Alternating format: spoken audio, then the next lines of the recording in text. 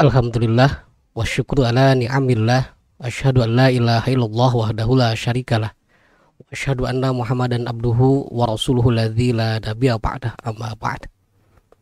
Sahabat Persis Jabar yang dimuliakan Allah Subhanahu wa taala, dalam sebuah hadis yang diriwayatkan oleh Imam Bukhari dan juga Imam Muslim dari sahabat An-Nu'aim bin Bashir, Rasulullah SAW bersabda, ala inna fil jasadi mudghatan idza salahat salaha jasadu kulluhu wa idza fasadat fasada jasadu kulluhu.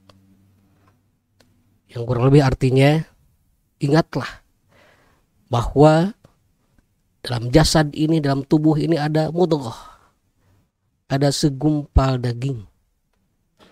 Apabila solaha, apabila benar, apabila sehat, maka jasad itu akan sehat semuanya.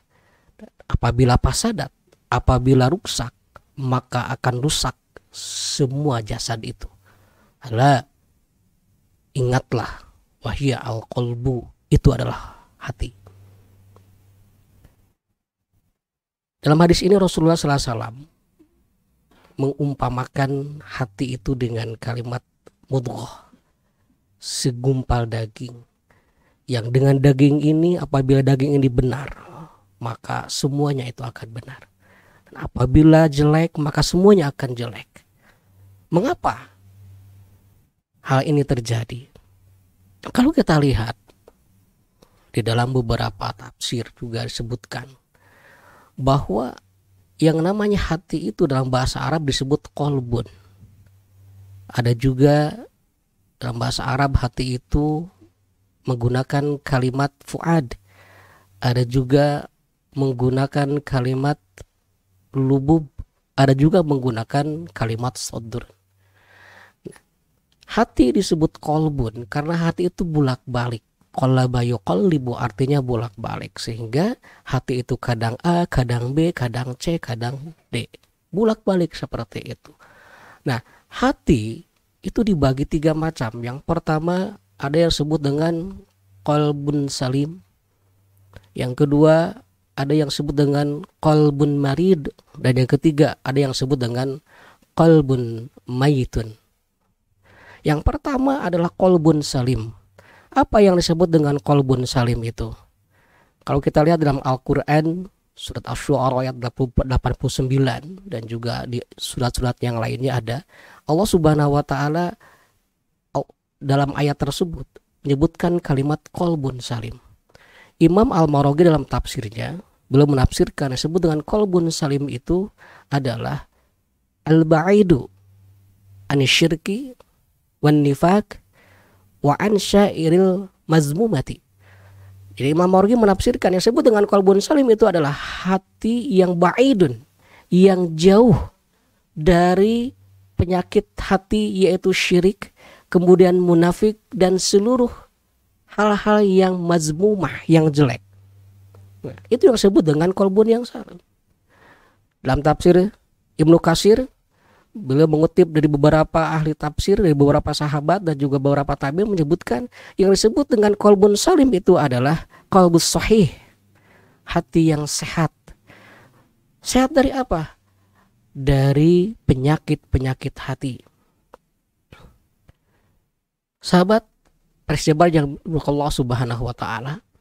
Jadi hati yang bersih ataupun hati yang sehat ini tentu hati-hati yang memang dia itu yang pertama jauh dari kemusyrikan. Dia singkirkan kemusyrikan itu dalam hatinya, sehingga dia memurnikan keesaan Allah Subhanahu wa taala. Dan hati inilah yang akan diterima nanti oleh Allah Subhanahu wa taala di akhirat. Dia jauh dari musyrik. Kemudian dia jauh dari kemunafikan. Karena kemunafikan akan menyebabkan yang pertama kehancuran amal dia dan juga kehancuran orang lain. Kita lihat bagaimana contoh kisah dalam hadis sebutkan bagaimana salah seorang orang yang sangat munafik sekali, tokoh munafik, itu menghancurkan umat Islam. Kemudian wasairu mazmumah, dan sesuatu yang jelek, sifat-sifat yang jelek, hati-hati yang jelek, dalam artian penyakit-penyakit hati. Jadi dia jauhkan penyakit-penyakit hati itu, sehingga kalau tidak dijauhkan yang namanya penyakit, ya, yang namanya penyakit kalau tidak dijauhkan maka dia akan semakin membesar. Nah, jadi qalbun salim adalah hati yang senantiasa bagaimana agar hatinya itu setitik pun tidak ada penyakit-penyakit dari yang tadi disebutkan, dari kesyirikan, dari kemunafikan, dan juga dari penyakit-penyakit hati yang lainnya. Itu yang pertama, qalbun salim. Kemudian yang kedua disebutkan qalbul marid, qalbun hati yang marid, hati yang sakit. Nah, hati yang sakit itu hati yang seperti apa? Hati yang terkena penyakit-penyakit hati. Apa itu penyakit hati? Penyakit hati itu banyak. Di antaranya hasad, kemudian takabur, ujub, ria, dan sebagainya. Nah, orang yang memiliki penyakit hati, ya, kalau dia tidak diobati, tentu penyakit tersebut akan semakin besar, semakin merajalela, yang pada akhirnya penyakit itu akan meliputi seluruh hidupnya. Dan ketika orang sudah tidak mau mengobati penyakit hatinya, maka dia akan jatuh kepada yang terakhir, yaitu apa? Qalbul mayit, hati yang mati. Kalau hati sudah mati, apapun yang datang dari Allah Subhanahu wa Ta'ala, apapun yang datang dari Rasulullah, apapun yang datang dari para ahli ilmu untuk membereskan hatinya, dia tidak akan menerima. Seperti apa? Diibaratkan seperti sebuah gelas yang tertelungkup, ketika dimasukkan apapun tidak akan menerima. Bahkan dalam Al-Quran surat Al-A'raf sebutkan orang yang penyakit, yang hatinya sudah mati itu kal an'am, seperti binatang. Balhum adal, bahkan lebih daripada binatang.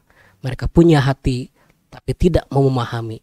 Mereka punya mata tidak mau untuk melihat, punya telinga tidak mau untuk mendengar. Karena apa? Karena hatinya itu sudah mati. Oleh karena itu, maka tidak salah apabila Rasulullah SAW menyebutkan, apabila hatinya beres, semuanya akan beres. Apabila hatinya itu rusak, maka akan rusak semua amalnya itu.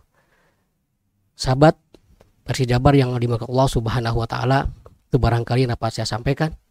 Mudah-mudahan ada guna dan juga manfaatnya. Allahu yakhudhu bi'aidina ila ma fi khairil Islam wal muslimin. Assalamualaikum warahmatullahi wabarakatuh.